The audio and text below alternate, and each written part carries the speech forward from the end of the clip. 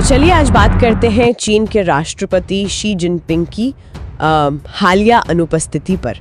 इसने दुनिया भर में काफी उत्सुकता और अटकलें जगाई हैं। हाँ बिल्कुल, खास तौर पर उनका रियो में जो ब्रिक्स शिखर सम्मेलन था उसमें शामिल न होना। हाँ, 2012 के बाद पहली बार ऐसा हुआ है। जी, चीनी सरकार का तो कहना है कि शेड्यूलिंग कॉन्फ्लिक्ट था। कार्यक्रमों का टकराव। हाँ। लेकिन क्या कहानी वाकई इतनी सीधी है? हमारे पास कुछ लेख और विश्लेषण है, चलिए थोड़ा और गहराई से देखते हैं। बिल्कुल, देखिए हमारे पास जो जानकारी है वो मीडिया रिपोर्ट्स और विशेषज्ञों के विश्लेषण पर ही आधारित है। सही।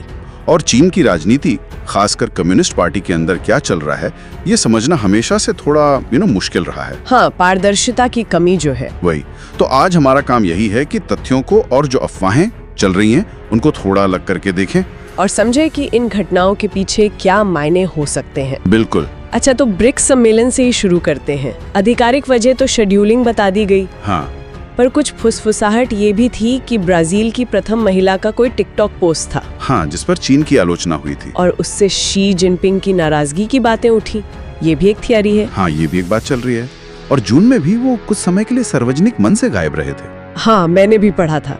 उससे उनके स्वास्थ्य या फिर सत्ता पर पकड़ को लेकर भी सवाल उठने लगे थे। जी, और दिलचस्प बात यह है कि ऐसा पहली बार नहीं हो रहा है। अच्छा। हमारे स्रोत बताते हैं कि 2012 में, 2022 में और कोविड महामारी के दौरान भी शी जिनपिंग कुछ हफ्तों के लिए सार्वजनिक जीवन से जैसे ओझल हो गए थे। ओह अच्छा। चीनी भाषा में इसके लिए एक खास शब्द भी है, शेनयन। शेनयन शेनयन मतलब रहस्यमयी तरीके से गायब हो जाना। हाँ बिल्कुल वही। तो ये सिर्फ अचानक गायब होना नहीं है, ये एक तरह की जानी पहचानी रणनीति लगती है, शायद जानबूझकर अस्पष्टता बनाने के लिए। बिल्कुल। कुछ विशेषज्ञ तो इसे चीनी कम्युनिस्ट पार्टी यानी सीसीपी की एक सोची समझी चाल मानते हैं। अच्छा, किस तरह की चाल? ऐसा कहा जाता है कि जब कोई बड़ा संकट आता है या पार्टी को अंदरूनी स्थिरता दिखानी होती है तो शीर्ष नेता जानबूझकर पर्दे के पीछे चले जाते हैं ताकि ध्यान व्यक्ति से हटकर पार्टी की व्यवस्था पर केंद्रित हो जाए।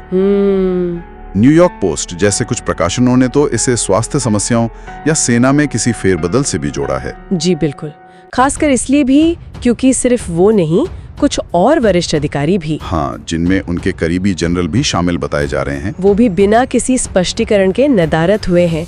ये बात मामले को और पेचीदा बनाती है। इन सब गायब होने की घटनाओं से, खासकर जब दूसरे अधिकारी भी इसमें शामिल हों, तो ये सवाल तो मन में आता ही है कि क्या पार्टी के अंदर सब कुछ ठीक चल रहा है?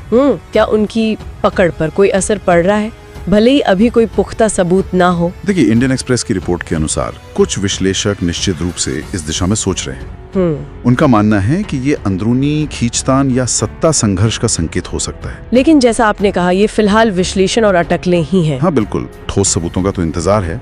लेकिन ये बात महत्वपूर्ण है कि शी जिनपिंग ने पिछले कुछ सालों में अपनी शक्ति काफी केंद्रित की है, तो ऐसी कोई भी अटक गंभीरता से ली जाती है। सही बात है। ठीक है, तो अगर हम इन सभी सूत्रों को एक साथ रखकर देखें तो तस्वीर क्या बन रही है? एक तरफ सरकार का वो औपचारिक बयान, शेड्यूलिंग कॉन्फ्लिक्ट, हाँ वो आधिकारिक लाइन है, और दूसरी तरफ स्वास्थ्य है, वो टिकटॉक वाला विवाद, सेना में फेरबदल या सत्ता संघर्ष जैसी कई अटकलें हैं, लेकिन जिनका कोई ठोस आधार, जैसा हमारे स्रोत बता रहे हैं, अभी तक सामने नहीं आया है। नहीं आया है। सही कहा।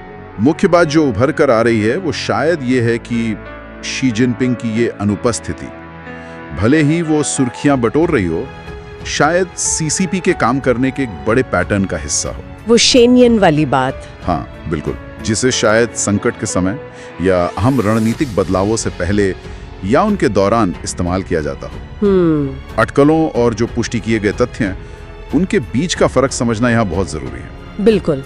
फिलहाल आधिकारिक कारण के अलावा हमारे पास कोई पुख्ता जानकारी नहीं है। तो ये जो जानबूझकर अस्पष्टता बनाई गई है, ये अपने आप में काफी कुछ कह जाती है ना? बिल्कुल। और यहीं पर एक सवाल सोचने के लिए छोड़ जाते हैं। हाँ। कि किसी वैश्विक महाशक्ति के शीर्ष नेतृत्व की गतिविधियों के बारे में इस तरह की जानबूझकर रखी गई धुंध या अस्पष्टता, ये अंतर्राष्ट्रीय संबंधों और वैश्विक स्थिरता की धारणाओं को कैसे प्रभावित करती है? ये एक बड़ा सवाल है। और वो कौन सी अंदरूनी गणनाएं या मजबूरियां हो सकती हैं जो इस तरह के शेनियन या रहस्यमयी ढंग से गायब होने को सीसीपी के लिए एक कारगर रणनीति बनाती हैं? इस पर जरूर सोचना चाहिए।